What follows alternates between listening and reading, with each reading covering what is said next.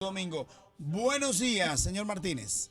Buenos días, ese gran equipo de la opción de la mañana. Siempre es muy llenos de energía. Bueno, Bueno, mucha energía. Alexis Martínez, ¿cuáles son las novedades en la Universidad Autónoma de Santo Domingo con respecto precisamente a las nuevas clases virtuales? Vimos que el presidente Luis Abinader, él mismo, fue a la universidad y entregó precisamente un dinero para las clases virtuales. En la Facultad de Economía, ¿cómo va a suceder eso? ¿Qué va a pasar? Sí, bien. Fíjense, lo primero es, claro que ya informar públicamente la rectora en su debido momento va a hacer un informe público de todo lo que tiene que ver con esa asignación que hizo el presidente y el uso que se le está dando y se le va a dar, o lo hará a través de ella o de una de las autoridades que ella entienda del lugar, muchas veces el área correspondiente, si es para investigación o docencia. Pero lo cierto es que son realmente recursos que la universidad como institución patrimonio público más con un déficit fiscal permanente producto de la ausencia del presupuesto correspondiente siempre le va a caer bien. Es una historia que nosotros tenemos como universidad. Entonces sí sabemos en el caso de nuestra facultad que nosotros sí nos estamos preparando para iniciar el nuevo semestre, acorde a los lineamientos del Consejo Universitario de dar respuesta a todas las necesidades en esta covidianidad, en este ambiente virtual, en este ambiente tan complicado que nos ha tocado. Bueno, sí, adelante. Con relación a esto del ambiente virtual, el presidente Abinader prometió a la honorable rectora, la señora Polanco, una ayuda fuerte para la virtualidad de la Universidad Autónoma de Santo Domingo. ¿Ese proceso ya comenzó o cómo ustedes piensan implementarlo, sobre todo en la facultad suya? Sí, eso es lo que le decía, que ya vamos a, si nos lo permiten, vamos a esperar que la señora rectora, que es la responsable general de la universidad, y de explicar, porque como ustedes vieron en la prensa, fueron distribuidas en varias facultades, varias unidades, pero ya el proceso está ahora mismo en un proceso que nosotros preferiríamos, en este caso, esperar que la señora rectora sea la que haga una descripción general de eso. Tan pronto ya dé las informaciones generales, nosotros pudiéramos ampliarlo en el caso de nuestra facultad. Alexis, ¿cómo entiende usted que debe enfrentarse el problema de la pandemia con relación a la economía? Pérdida de empleos, una situación todavía indefinida. ¿Cómo plantean ustedes que pudiera enfrentarse el problema? Sí, mire, si ustedes se fijan, el problema de la pandemia ha traído consecuencias grandes desde el punto de vista socioeconómico en la República Dominicana. Uno de los problemas más grandes es cómo se ha disparado el gasto público. Nosotros estábamos dándole seguimiento a la ejecución presupuestaria del año 2019 y la estábamos comparando con la del 2020. Estamos hablando de que el Estado está gastando por encima de un 30% por encima de lo del año 2019. Eso quiere decir que encima de eso había un déficit fiscal proyectado de un 2%. Entonces eso quiere decir que la situación es muy complicada, es muy difícil. Nosotros habíamos planteado previamente que iba a ser necesario la extensión de los programas como FASE, Quédate en tu casa, para partir desde las unidades de nuestra facultad. Y así lo han venido haciendo el gobierno para hacerle frente a la pandemia. Y así lo ha extendido el nuevo gobierno también.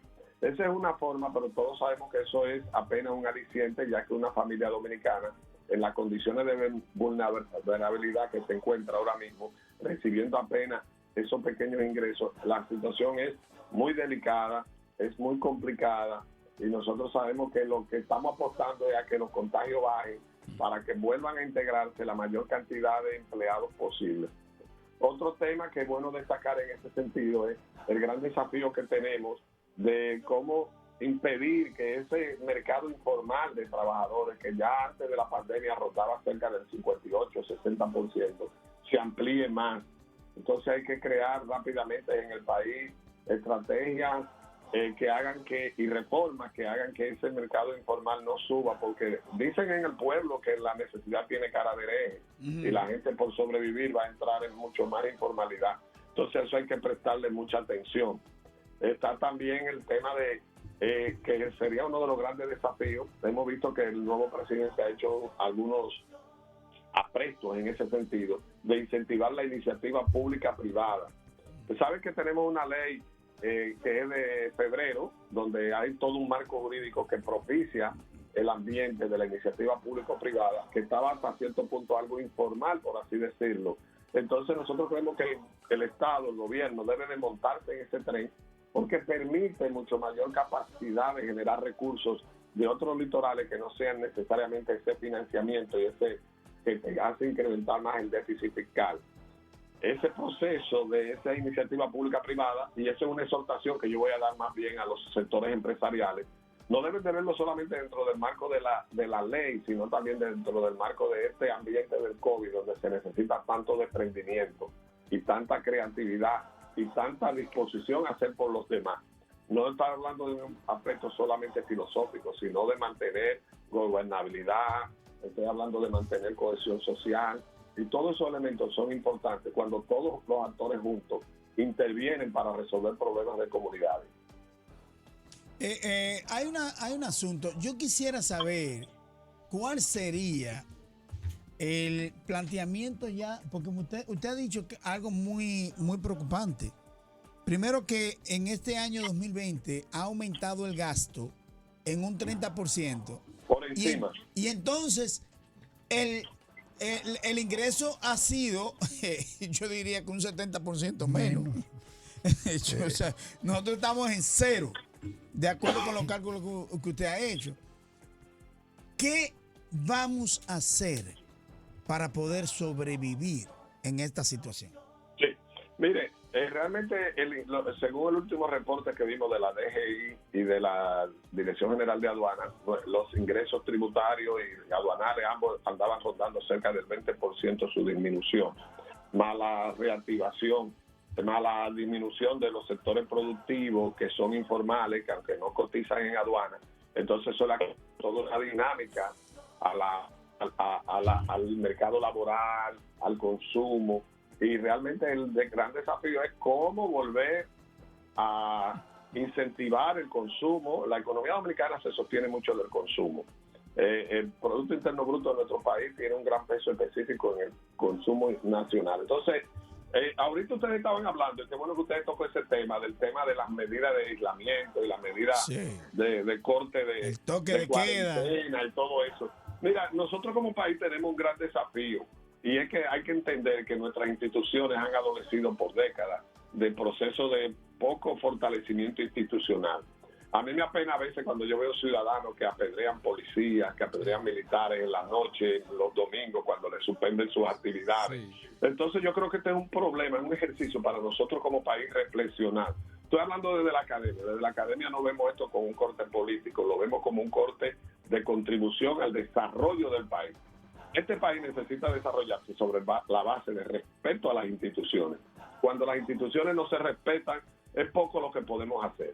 Ustedes que tienen medios de comunicación con tanto impacto y que llegan tanto a la población, hay que trabajar mucho con las personas que entiendan que este país se puede dinamizar más la economía, se pueden abrir muchos sectores más en la noche, en la medida en que se respetan las instituciones, que todo el mundo conozca sus roles, que todo el mundo conozca sus responsabilidades.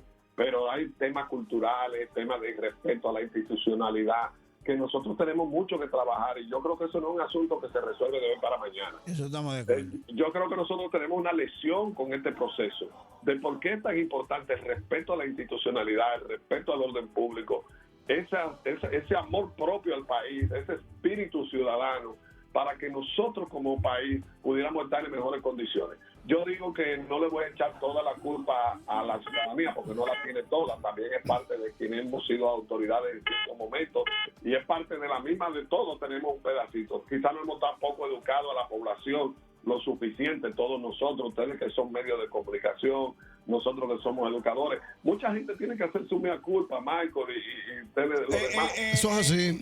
Alexis Martínez, lo que pasa, lo que nosotros hemos planteado es lo siguiente. Si usted está realizando algo para corregir algo y tiene 5 meses en el mismo sistema y no ha dado resultado, cámbielo. Porque no ha dado resultado, Martínez. Sí, pero fíjate qué pasa, mi estimado. Oigan que lo que ocurre también no es tan sencillo. Esto es un proceso nuevo, es un proceso diferente, donde todos los países están a prueba y error.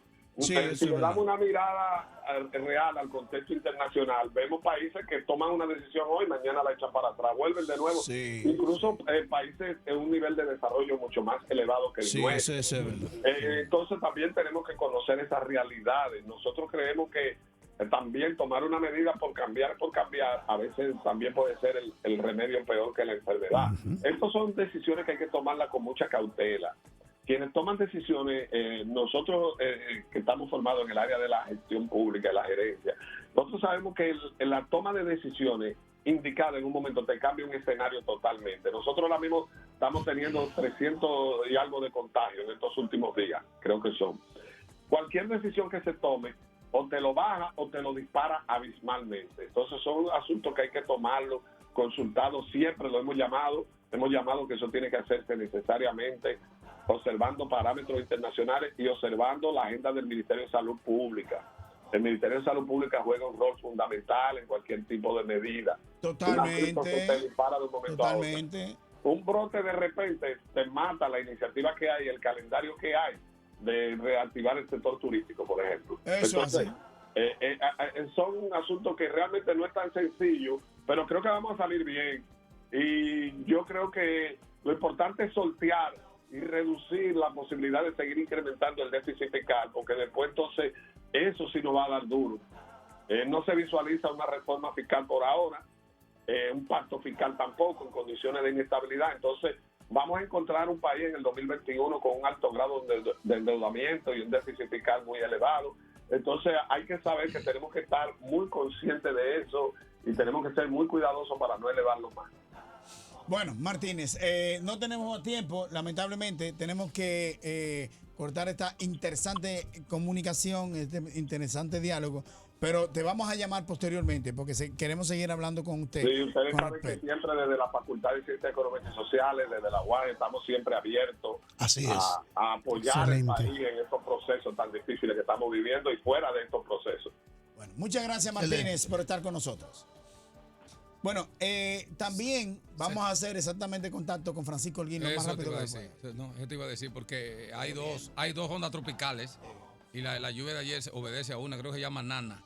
Y ya el propio Holguín ha publicado en sus redes sociales. Nana se fue para Centroamérica. Hay una situación con respecto a otro fenómeno atmosférico